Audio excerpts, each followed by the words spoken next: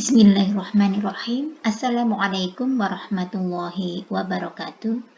Para siswa, sekarang kalian akan belajar tentang menyederhanakan pecahan bentuk aljabar. Oke, perhatikan beberapa contoh berikut. Ini ada pertanyaan, gimana caranya ya?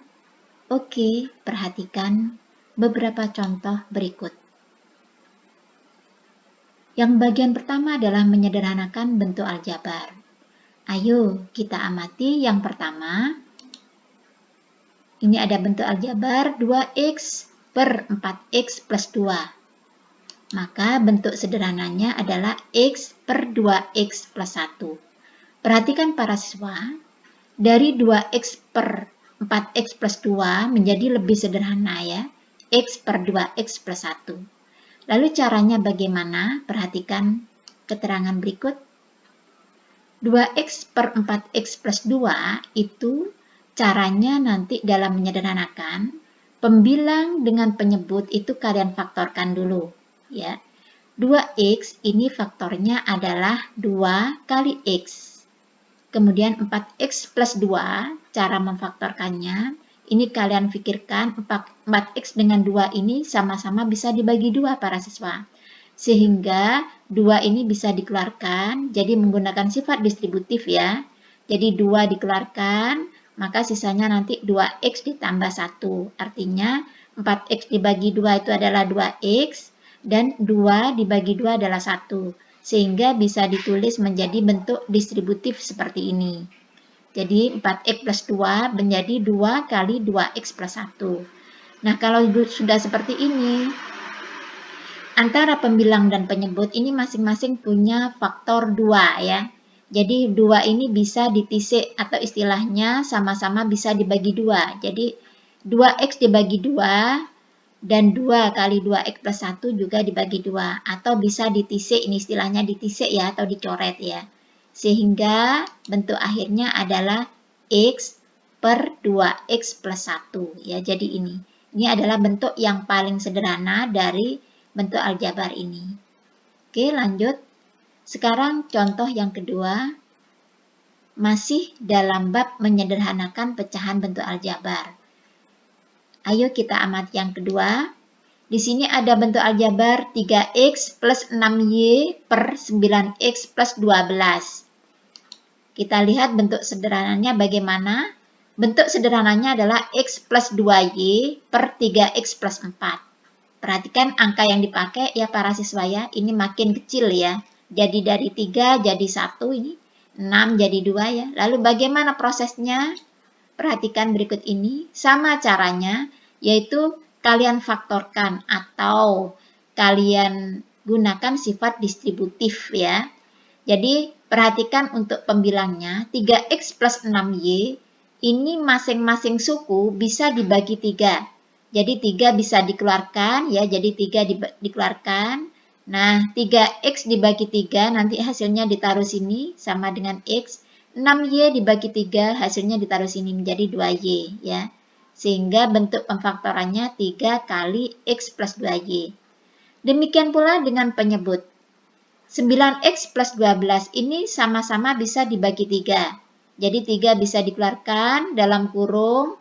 9x dibagi 3 menjadi 3x. 12 dibagi 3 menjadi 4. Nah kalau sudah seperti ini, faktor yang sama bisa ditisik ya. Jadi ini 3. Yang bawah juga 3, ini bisa ditisik, akhirnya akan menjadi bentuk x plus 2y per 3x plus 4. Seperti itu para siswa ya. Kemudian lanjut, kita amati yang contoh 3. Ini ada bentuk aljabar a pangkat 2 ditambah ab sama per 4a ditambah 4b. Bentuk sederhananya bagaimana? Yaitu a per 4. Semakin sederhana ya para siswa ya. Lalu bagaimana caranya? Nah perhatikan berikut. A kuadrat, kamu fokus pada pembilang ya yang di atas ini. A kuadrat ditambah AB, maka nanti ini kedua suku ini sama-sama mengandung A, sehingga A bisa dikeluarkan. Sehingga A kurung A kuadrat dibagi A adalah A, AB dibagi A adalah B, sehingga A kurung A plus B, ya. Jadi perhatikan itu. Kemudian penyebutnya 4A ditambah 4B, mana yang bisa keluar? Iya, bisa dikeluarkan yang 4 ini, karena sama-sama mengandung 4 ya. Jadi 4 dalam kurung A ditambah B. Nah, dari dua bentuk ini, pembilang dan penyebut, mana yang sama? Yang sama adalah A ditambah B, bawahnya juga punya A ditambah B. Nah, ini bisa ditisik. Sehingga akhirnya nanti menjadi A per 4. Seperti ini para siswa ya. Nah, lanjut bentuk yang kedua, yaitu terkait dengan operasi pecahan aljabar. Nanti hasilnya harus ditulis dalam bentuk yang paling sederhana. Contoh 1, ada soal 10 per 3x ditambah 8 per 3x. Nah, bagaimana caranya? Perhatikan. Para siswa, kamu masih ingat penjumlahan pada pecahan ya. Penjumlahan pada pecahan ini syaratnya penyebutnya harus sama, baru bisa dijumlah. Nah, karena ini sudah sama, maka langsung dijumlah 10 ditambah 8 per 3x ya. Maka sama dengan 18 per 3x. Nah, 18 dengan angka 3 ini sama-sama bisa dibagi. Iya, bagus, bisa dibagi 3. Sehingga 18 bagi 3 itu sama dengan 6. 3x bagi 3 sama dengan x, sehingga menjadi 6 per x. Oke, bisa dipahami ya. Sekarang lanjut untuk contoh yang kedua. Ayo kita amati yang kedua ya. Ini ada soal lagi. 2 per A min 1 ditambah 4 per A plus 2. Nah, kalau gini gimana caranya? Nah, perhatikan ini caranya ya. Jadi, ini bisa kalian kalikan silang para siswa. Jadi gini, 2 dikalikan A plus 2 ditambah 4 dikalikan A min 1 ya, per A min 1 kali A plus 2. Jadi ingat ini ya, jadi ada suatu teori ya, ini bisa dipakai cara kali silang. Jadi 2 kali ini A plus 2 ditambah 4 kali A min 1 per A min 1 kali A plus 2. Nah, kalau sudah seperti ini baru diuraikan para siswa ya, menggunakan sifat penjabaran atau sifat distributif. 2 kali A plus 2 ini bisa dikerjakan 2 kali A ditambah 2 kali 2 yaitu 4. Ditulis di sini ya. Ditambah 4 kali A itu adalah 4A. 4 kali negatif 1 adalah min 4. Ya. Per yang bawah tidak usah diuraikan. A min 1, A plus 2. Tetap seperti ini ya. Kemudian yang atas, yang pembilang, 2A dikumpulkan dengan 4A ya. Jadi dikumpulkan yang sejenis. 2A sejenis dengan 4A ditulis di sini. 4 min 4 sejenis ini ditulis. Nah, kalau sudah yang suku yang sejenis bisa dijumlah. 2A plus 4A sama dengan 6A. 4 dikurangi 4, 0. Tidak usah ditulis. Per A min 1 A plus 2. Jadi inilah bentuk yang paling sederhana. Ya. Oke. Kemudian lanjut contoh yang ketiga. Nah, ini pengurangan para siswa. 4A per 3X dikurangi 4 per 2X. Maka caranya, ingat, kalau penjumlahan dan pengurangan harus disamakan dulu penyebutnya ya. Perhatikan ini. Nah, jadi perhatikan ini ya. 4A per 3X dikurangi, yang suku kedua ini para siswa, ini masih bisa disederhanakan ya. Sama-sama dibagi 2 ya. 4 dibagi 2, kemudian 2X nanti menjadi 2 kali X. Nah, 2 dengan 2 ini bisa ditisik ya, sehingga menjadi bentuk yang paling sederhana adalah 4A per 3X min 2 per X. Nah, kalau sudah seperti ini, baru yang bawah ini penyebutnya disamakan ya. Disamakan menjadi 3X. Perhatikan. Sehingga menjadi 4A min 2 kali 3 per 3X.